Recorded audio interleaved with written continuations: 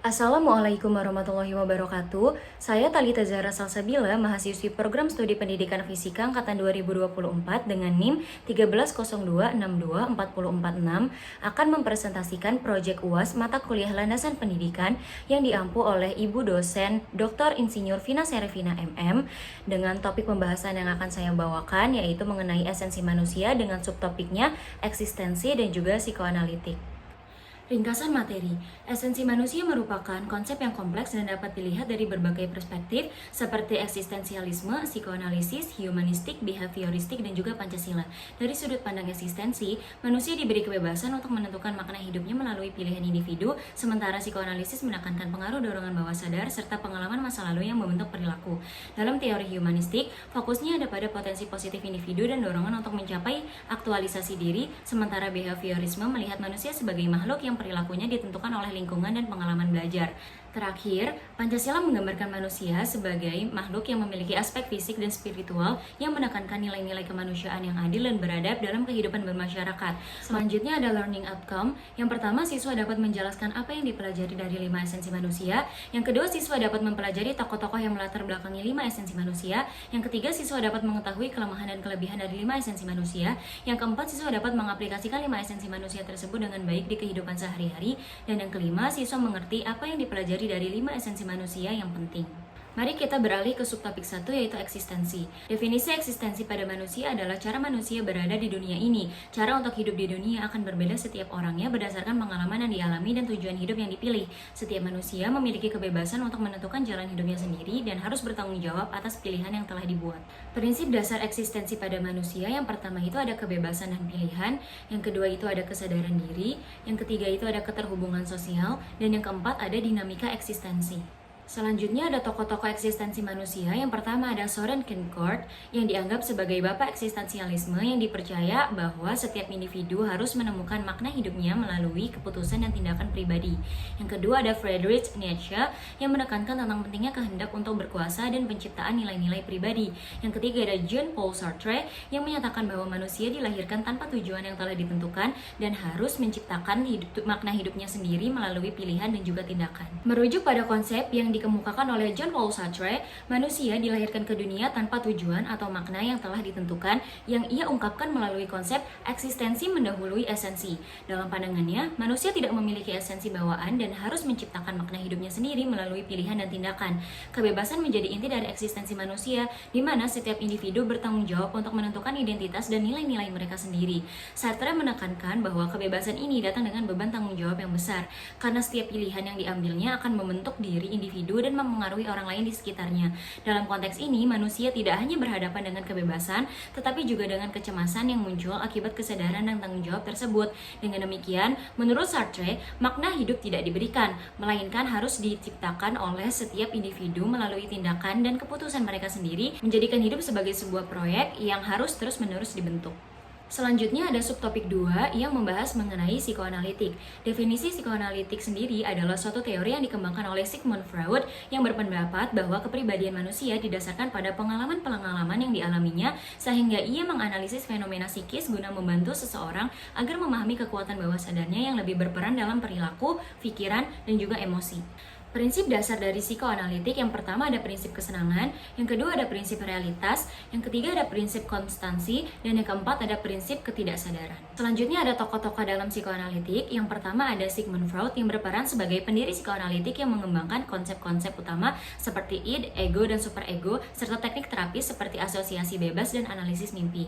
Yang kedua ada Carl Gustav Jung yang berperan sebagai seorang pengikut Freud pada awalnya, namun Jung kemudian mengembangkan psikologi analitik dan menekankan konsep-konsep seperti arketipe dan kolektif bawah sadar. Dan yang ketiga ada Alfred Adler yang mendirikan psikologi individual yang menekankan pentingnya perasaan inferioritas dan perjuangan untuk superioritas dalam perkembangan kepribadian. Merujuk pada konsep yang dikemukakan oleh Sigmund Freud melalui konsep id, ego, dan superego, Freud menyatakan bahwa sebagian besar perilaku manusia itu dipengaruhi oleh pikiran, perasaan, dan dorongan yang berada di luar kesadaran, dalam kata lain berada di bawah sadari mereka. Pikiran bawah sadar ini seringkali merupakan hasil dari pengalaman-pengalaman masa kecil, konflik internal, dan trauma yang ditekan. Dalam teori psikoanalitik ada 3 komponen utama dalam struktur kepribadian yang sudah saya sebutkan tadi, yaitu id yang merupakan dorongan primal dan naluri, yang kedua ada ego yang merupakan aspek rasional yang mengatur antara keinginan dan realitas. Dan yang ketiga ada super ego yang merupakan representasi nilai-nilai moral dan juga etika. Selanjutnya ada studi kasus dari psikoanalitik. Saya mengambil studi kasus perjuangan Sanawi merubah hidup. Mari kita simak cuplikan video berikut. Di kampung, dirinya dianggap sebagai pemuda yang tidak punya masa depan yang cerah. Namun hal ini tidak mengecilkan semangat dirinya untuk merubah nasib.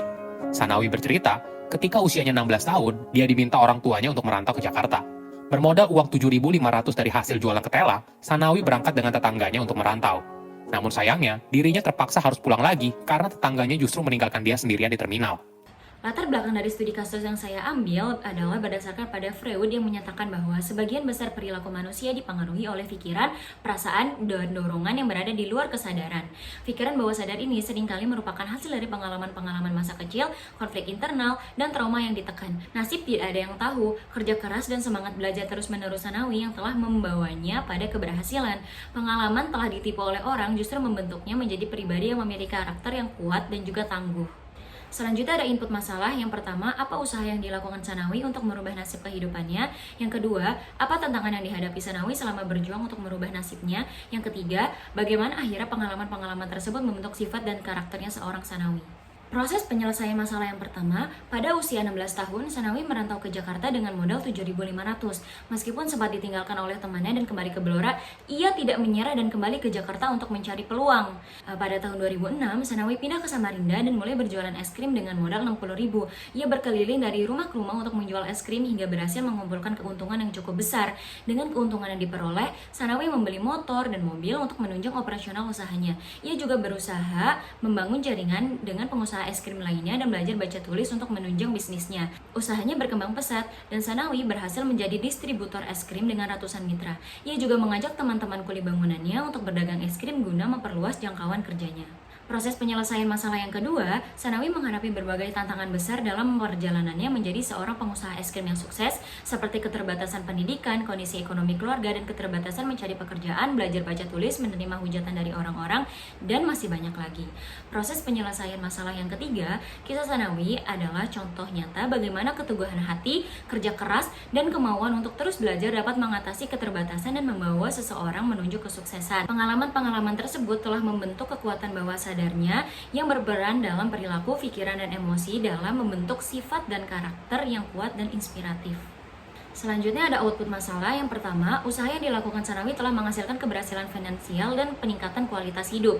Yang kedua, segala macam tantangan yang dihadapi oleh Sanawi telah berhasil mendorongnya pada perubahan pribadi, meningkatkan keterampilan dan kemampuan beradaptasi. Dan yang ketiga, pengalaman hidup yang penuh perjuangan dan pertemuannya dengan berbagai individu dari kelas sosial yang berbeda memainkan peran penting dalam membentuk sifat dan karakter Sanawi.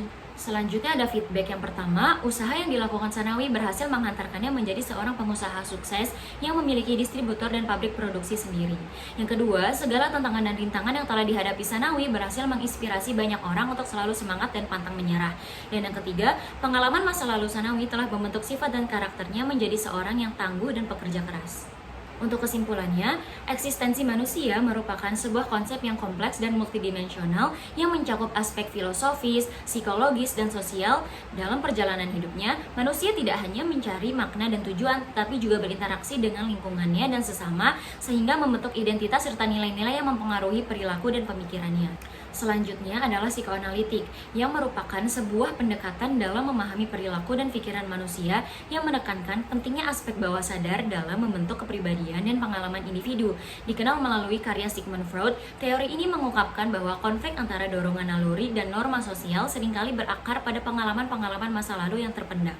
Untuk acuan yang saya gunakan pada materi kali ini, saya lampirkan pada daftar pustaka berikut. Sekian dari saya, kurang lebihnya mohon maaf. Wabillahi taufiq wal hidayah. Wassalamualaikum warahmatullahi wabarakatuh. Dadah.